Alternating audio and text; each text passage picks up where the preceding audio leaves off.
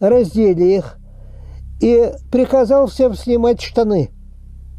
И стояло две таких шеренги, и насиловали этих двух же девочек по очереди. Они начали истекать кровью, они.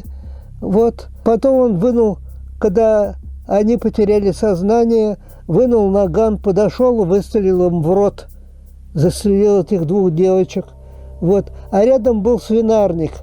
Их девчонок этих бросили в свинарник. Вот.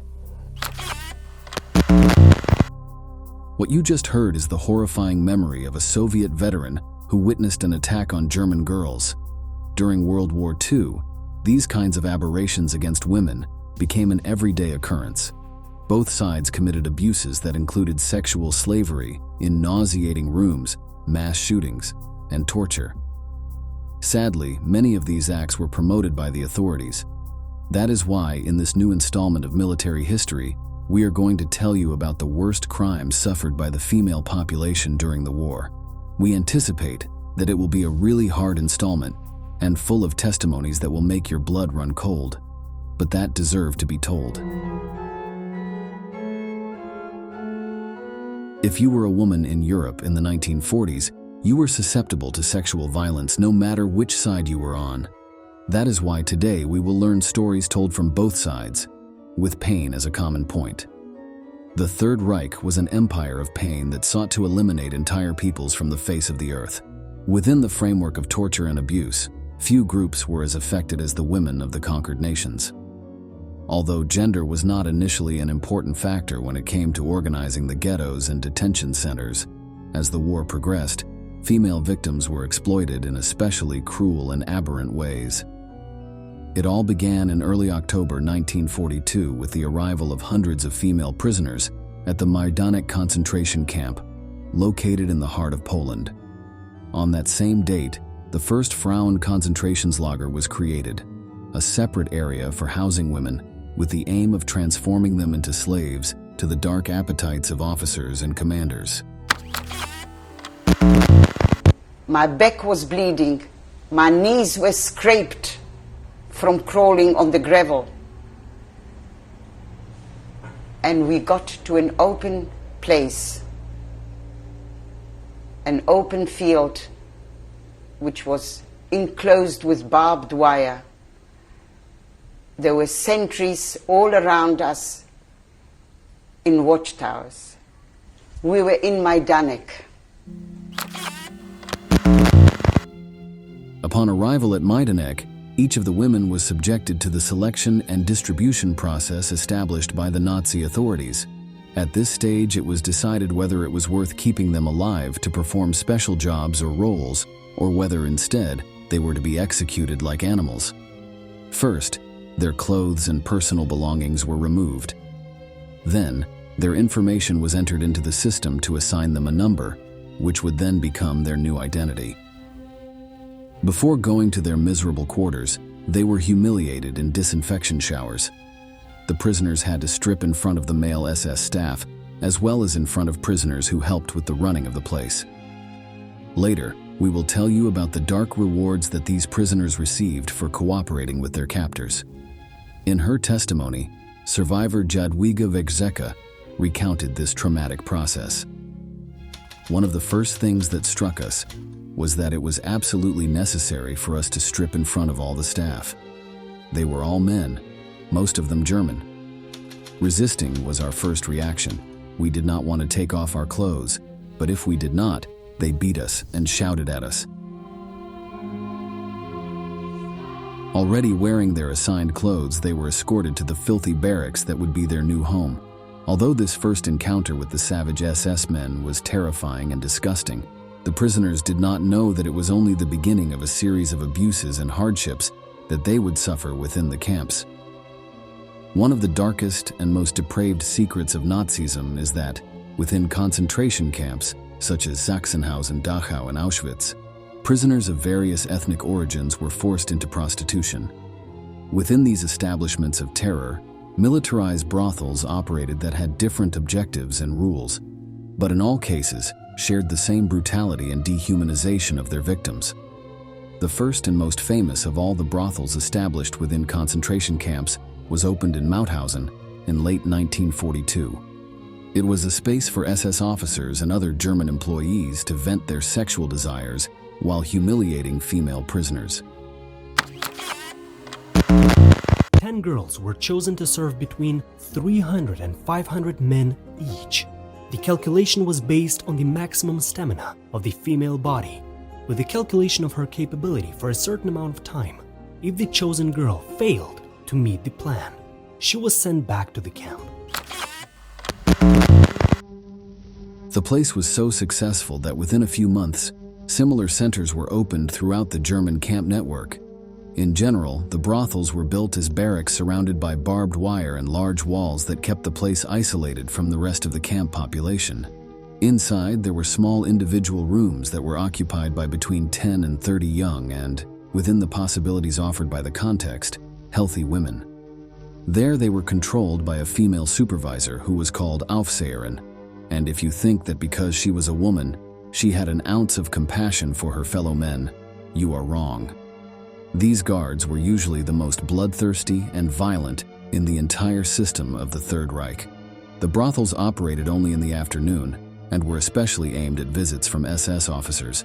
The main argument had to do with a sexual delirium on the part of Heinrich Himmler, who feared that the lack of relationships could generate contagious cases of homosexuality among the troops of the Third Reich. On the other hand, he believed that those subjects who already had homosexual tendencies could be corrected by being forced to be with a woman, a sort of conversion method. That is why ensuring a constant supply of slave prostitutes became a state policy. Some prisoners were rewarded with visits if they collaborated with special jobs or provided inside information to the authorities, but only if they were not of Jewish origin. The latter were strictly prohibited from any kind of recreational activity, and that included visits to Nazi brothels. SS soldiers had to write down their name in one of the free times that were on the place's calendar. Then, the officer chose from the photos of the available girls until he found the one that fulfilled his perverse fantasies. Finally, he paid 2 marks for a 15-minute meeting. The payment was to make the systematic violations that occurred there look like an exchange of money or a simple labor relationship between parties. Of course, the reality was much darker. Women could not refuse any of the encounters or ask for breaks. The situation of women, when compared with their conditions in times of peace, was horrific. Every day, each woman had to satisfy 8 men, each of whom was granted 15 minutes.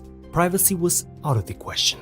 All the rooms were provided with holes through which garrison soldiers had to monitor the entire process.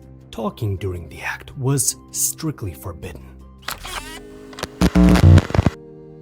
There are chilling stories that claim that, in addition to regular abuse and beatings, the most savage officers tattooed the words "country bitch" on the stomach of the victims, a mark of shame and humiliation that would accompany them for life in the miraculous event that they were able to survive this hell. Other women were forcibly sterilized or had abortions performed without any kind of sanitization of the instruments, which resulted in the loss of their reproductive capacities. Sexual encounters were multiple and violent, so women who were sent to the barracks were frequently replaced by substitutes due to severe cases of fatigue or even diseases acquired in the brothels. In the event of recovering from their ailments, they returned to the macabre rooms to await the visit of dozens of SS officers. If their condition did not improve, they were sent to the gas showers to end their lives as if they were an object that had exhausted its usefulness. While the Third Reich prided itself on protecting the morals and combating the savage behavior of other, supposedly inferior peoples, it simultaneously controlled a series of brothels where thousands of women were kept enslaved. Worse still, completely ignoring its racist and segregationist theories, women from communities considered inferior, such as the Balkans, the Gypsies, and even the Jews, were victims of the SS officers. Women were almost assured that if they performed their duties honestly and well for 6 months, they might even be released. Of course, few people believed these empty promises, but there was always hope, so the women agreed to all conditions. The camp brothels lasted until the end of the war and were liquidated at the same time as the concentration camps. Unfortunately, the Third Reich was not the only front that carried out atrocious activities against the female population. On the other side, there were men who were equally violent and savage. Soviet forces committed numerous crimes against women of various nationalities, but, for obvious reasons, the German women got the worst of it. It is known that the first cases of rape perpetrated by the Red Army occurred in March 1944 during the Battle of Romania, in the framework of the Budapest Offensive. There, the soldiers of Moscow unleashed months of fury and frustration against the women of the towns they were supposedly liberating from the yoke of National Socialism. From that battle onwards, the socialist advance was unstoppable and was accompanied by sexual violence.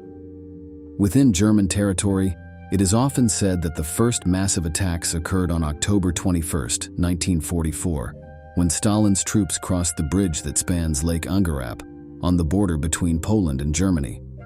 As they conquered territory in their long campaign to defeat the Third Reich, the Red Army carried out robbery, massacres, and mass rapes, crimes that were strongly motivated by a raw hatred of the enemy. In the eyes of the Soviet troops, on the other side was a heartless race that sought to conquer Europe, so it was not only valid but also necessary to commit acts of brutality to prevent those goals from being realized. Let us listen to the testimony of a Russian soldier who witnessed these atrocities. Наша пехота и танкисты сбрасывают все эти повозки, фургоны, машины в кювет. И пока они сбрасывают, солдаты срываются со своих мест и начинают насиловать женщин, немок. И вот мой взвод собственный, все мои солдаты бросаются и насилуют немок. Sexual assaults against women were recorded in numerous documents that came to light several years after the war ended. Among the most important files is a letter from an anonymous Russian soldier who speaks with savage contempt towards the enemy. "We are taking revenge for everything, and our revenge is just. Fire for fire, blood for blood, death for death." With this mindset, it becomes clearer how they were able to commit atrocities that go against all legislation on practices permitted in times of war. Although many experts directly relate the barbaric sexual conduct of the Red Army to this fierce hatred against the Germans, there are several factors that were at play when committing these crimes. Firstly, abusing the women of the enemy is a war tradition in many villages in the region. These attacks were seen as a disgusting way of establishing dominance over other peoples, humiliating the wives and mothers of their warriors. Another key factor that led to the large number of abuses carried out by the Soviets was their pathological consumption of alcohol during the war to withstand the cold and hardships of World War II. Many of the troops were on the front lines completely drunk, with their senses dulled to be able to withstand the brutality. The problem is that this sedative liquid also encouraged violence against the prisoners. One thing that the Third Reich and the Soviet Union have in common is that both strongly disapproved of prostitution, promoting laws that persecuted prostitutes in the big cities. However, while Nazism established huge militarized brothels exclusively for its soldiers, Stalin's men did not have such infamous services. In the absence of contact with women, Soviet soldiers resorted to savagery and systematic attacks on remote communities. Generally, the most violent reports came from small rural villages whose inhabitants did not have the means to defend themselves or report what had happened. Only over the years have these cases come to light as part of movements seeking to expose the abuses committed, but little discussed during World War II. But nothing is more shocking than hearing these stories from the mouths of those who lived through them. This Russian veteran recalls seeing an entire platoon attack 2 young German women. Майор Андрианов построил всех своих штабных работников, шоферов в 2 шеренги, приказал раздеть поймали этих девочек, раздели их и приказал всем снимать штаны. As Allied troops entered German territory during the final months of the conflict, was no longer an isolated affair, reserved for small towns. During 1945, sexual assaults by Allied forces, particularly by Soviets and Americans, increased exponentially. While there are no concrete numbers due to the nature of these crimes and the difficulty in reporting them, it is estimated that at least 100,000 women were raped in Berlin, causing an unprecedented increase in abortions and births in German hospitals. Like a wild epidemic, this wave of sexual violence caused the deaths of at least 10,000 victims, although the number expands if we consider deaths from disease, injury, and suicide. Some historians claim that throughout Germany, 240,000 deaths occurred directly or indirectly related to Allied aggression. The hardest part is that German women in the major cities of the Reich were not only victims of the soldiers occupying the territory, but their rapists were now the law. Imagine finding yourself in that terrifying position. The person who has just abused you is also the ruler of your community, dictating the new law that will govern from that moment on. This is why it is known that many young women were raped up to 50 times by different perpetrators, which makes the capture of Nazi Germany one of the largest epidemics of sexual violence in modern history. According to historian Antony Beevor, whose books were banned in Russia in 2015, there are documents that prove that the Soviet authorities were aware of what was happening to their troops.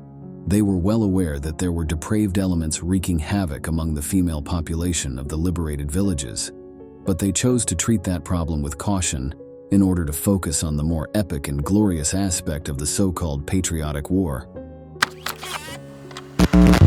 На дороге стоят генералы, наблюдают это, полковники, временные, дальше ехать нельзя, была загромождена дорога. Вышли. И телефонистки мои все смеются. Реакция, они матерщиницы все были.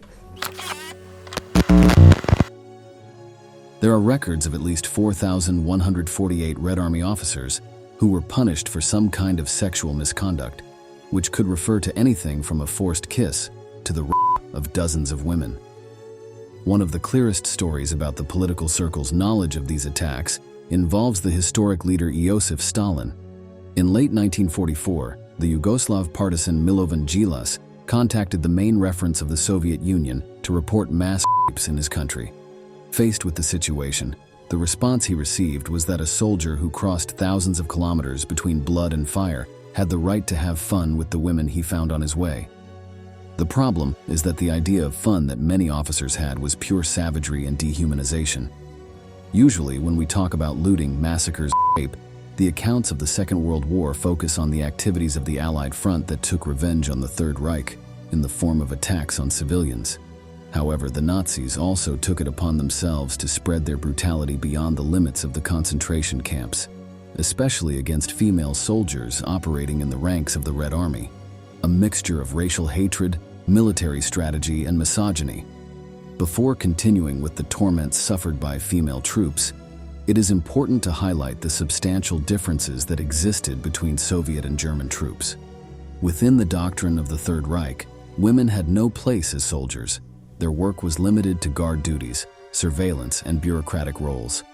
In contrast, for the force commanded by Stalin, women could occupy all kinds of military positions, whether as mechanics, snipers, tankers, and so on. That is why nearly 1 million Russian women actively participated in combat. Taking this into account, it is clear that the reaction of the German officers to this was first one of surprise, and then of profound contempt. In the lens of an enemy that could barely comprehend women in uniform, the Russian women soldiers were probably the most vulnerable of POWs, ordered to be shot dead upon capture. When the Third Reich invaded Russia on June 22, 1941, it managed to occupy large areas of territory in a very short time. This was reflected in an impressive number of prisoners, many of whom were female soldiers. It was a phenomenon that had not been encountered in Norway, France, and Poland. Hitler's officers were disgusted by these Soviet female soldiers who behaved as if they were their equal.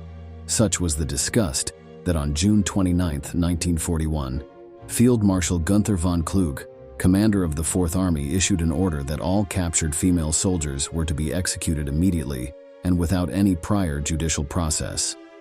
In addition, it was insisted that such prisoners be tortured to obtain as much information as possible, since they were considered more likely to succumb to the macabre German interrogation tactics. Beatings, starvation, and sexual assault were part of the repertoire of Hitler's men.